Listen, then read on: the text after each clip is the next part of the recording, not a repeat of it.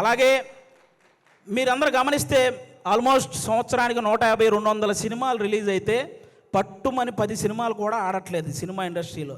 అంటే సినిమాలేమో ఆకాశంలో చుక్కల్లాగా లెక్క పెట్టలేనని వస్తున్నాయి, హిట్లు మాత్రం మన చేతికున్న వేలలాగా లెక్క బట్టగలిగే అన్ని కూడా రావట్లేదు. అంటే దానికి అంటే ఏదైతే ఎంత కష్టం వచ్చినా నిలబడ్డ ఆ నలుగురు ప్రొడ్యూసర్లు వాళ్ళ సంగతి పక్కన పెడితే ఎంతమంది ప్రొడ్యూసర్లు ఇలా వచ్చి మళ్ళీ అలా ఊరెళ్ళిపోతున్నారో మీకు తెలియదు.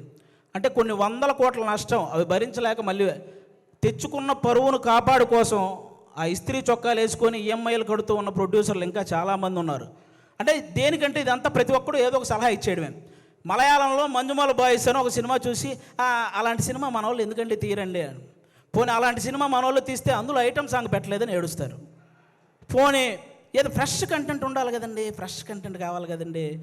ఫ్రెష్ కంటెంట్ తీసి రిలీజ్ చేస్తే రిలీజ్ రోజు ఫ్లాప్ చేసేసి రిలీజ్కి వచ్చి పాటలు పాడుతుంటారు. రూబా రూబా సదాశివ సన్యాసి ఇలా పాడేస్తుంటారు రిలీజులకు వచ్చి. రిలీజ్ రోజు మనకి ఏం తెలియదు.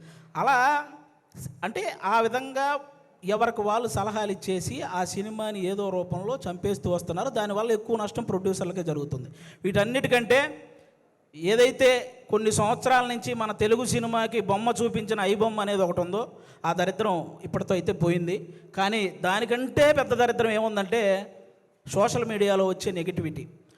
అంటే లెజెండరీ యాక్టర్స్ దగ్గర నుంచి ఇప్పుడిప్పుడే ఎదుగుదామని వస్తున్న ప్రతి యాక్టర్ మీద కూడా సోషల్ మీడియాలో విపరీతమైన నెగిటివిటీ. అది కొంతమందికి ఇప్పుడు నాలాంటి వాడు మీరు చేశారనుకో నాకు పెద్ద బాధ ఏమి ఉండదు, నేను మా ఇంట్లో అమ్మా నాన్నలకి నేను చెప్పుకోగలను, అవేం పర్లేదు నేను చూసుకుంటాను. కానీ కొంతమంది అందరికీ అలా ఉండదు. కొంతమంది వాళ్ళ పేరెంట్స్ సెన్సిటివ్ అయి ఉండొచ్చు, ఆ పర్టికులర్ యాక్టర్ సెన్సిటివ్ అయి ఉండొచ్చు. అలా ట్రోల్ చేయడం వల్ల వాళ్ళు మనస్తాపానికి గురైపోయి ఖచ్చితంగా వాళ్ళు చేసే ప్రాజెక్టుల విషయంలో కానీ వాళ్ళు చేసే పనుల విషయంలో కానీ వెనకపడుతూ ఉంటారు. అది మీరు గమనించాలి. నేను ఓన్లీ ఏదో చిన్న చిన్న వాళ్ళ గురించి చెప్పట్లేదు.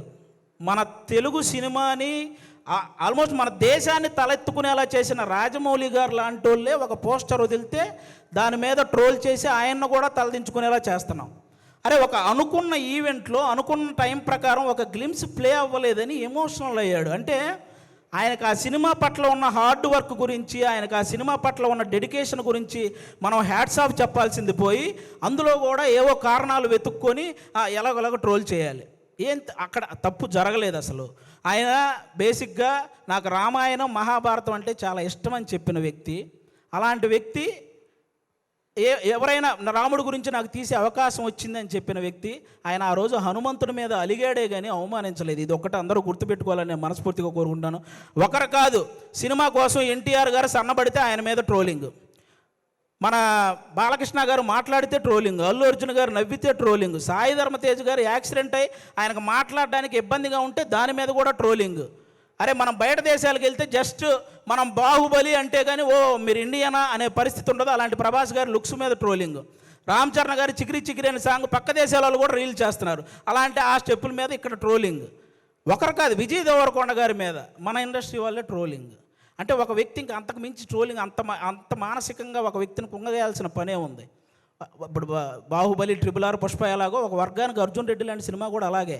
అతనికి బౌన్స్ బ్యాక్ అయ్యే టైం కూడా ఇవ్వకుండా అతని మీద అంత ట్రోల్ చేస్తూ ఉంటే అతను ఎంత ఇబ్బంది పడతాడో ఆలోచించాలి. ఒక శ్రీలీల అని ఒక తెలుగు అమ్మాయి ఇక్కడి నుంచి బాలీవుడ్, తమిళనాడు ఇలా వెళ్ళి అన్ని ఇండస్ట్రీల్లో వర్క్ చేస్తుంటే ఆ అమ్మాయి డ్యాన్స్ చేస్తుంది కానీ యాక్టింగ్ పెద్ద.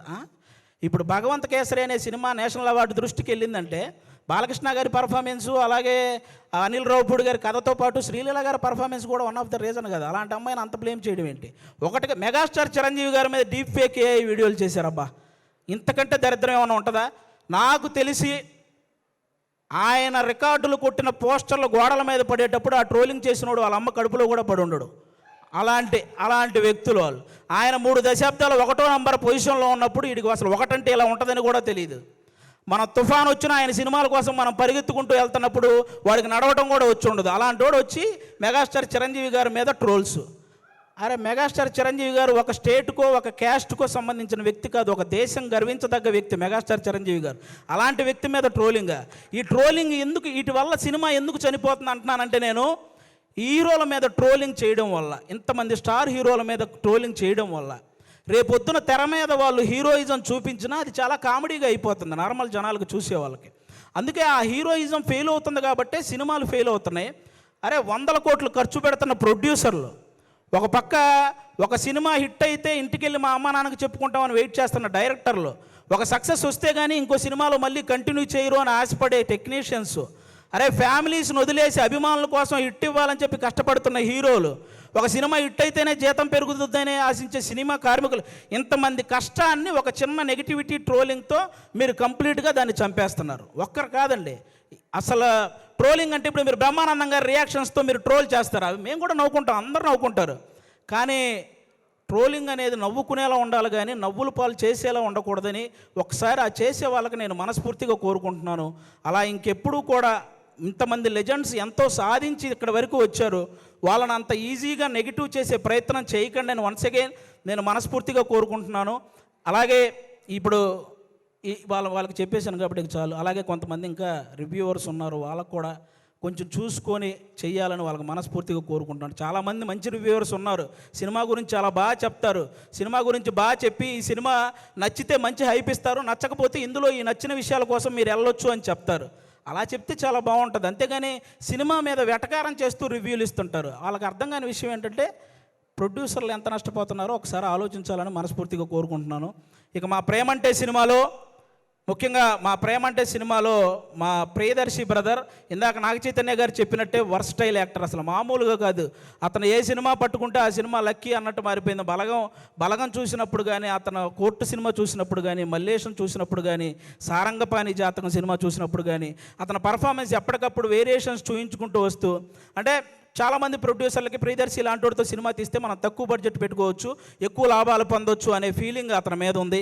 కాబట్టి అలాంటి ప్రియదర్శి గారు, మన ఆనంది గారు ఇక్కడ చెన్నై తమిళ్లో రెండిట్లో కూడా ఆవిడ చాలా పాపులారిటీ సాధించిన అమ్మాయి, మన తెలుగు అమ్మాయి. చాలా ముచ్చటగా ఉంటుంది చూడడానికి. ఆనంది గారు ఎక్కడ పర్ఫామ్ చేసినా, ఏ సీన్ చేస్తున్నా అలా చూస్తుండిపోవాలనిపిస్తుంది. మన ఆనందిని ప్రియదర్శిని హీరోయిన్లు అనడం కంటే కూడా వాళ్ళిద్దరిని పర్ఫార్మర్లు అనడం అనేది నాకు అది చాలా బాగుంటుంది అనిపిస్తుంది. ఎందుకంటే అంత బాగా పర్ఫామ్ చేస్తారు. వాళ్ళిద్దరికీ కూడా థ్యాంక్ యూ సో మచ్. మా నవనీత్ బ్రదర్ డెబ్యూ డైరెక్టర్, మీరందరూ ఆ నవనీత్ బ్రదర్ని ఎంకరేజ్ చేయాలి. ఒక డెబ్యూ డైరెక్టర్కి ఎన్నో కళలు ఉంటాయి, ఆ కళల్ని మీరు సాకారం చేయాలని ప్రేక్షకులందరినీ మనస్ఫూర్తిగా కోరుకుంటున్నాను. ఈ నవంబర్ 21న థియేటర్లోకి అందరూ వెళ్ళి మా ప్రేమంటే సినిమా చూసి ఎంజాయ్ చేయాలని వన్స్ అగైన్. తెలుగు సినిమా అనగానే గర్వంగా శాల్యూట్ కొట్టేలా చేసింది మెగాస్టార్ చిరంజీవి గారు అయితే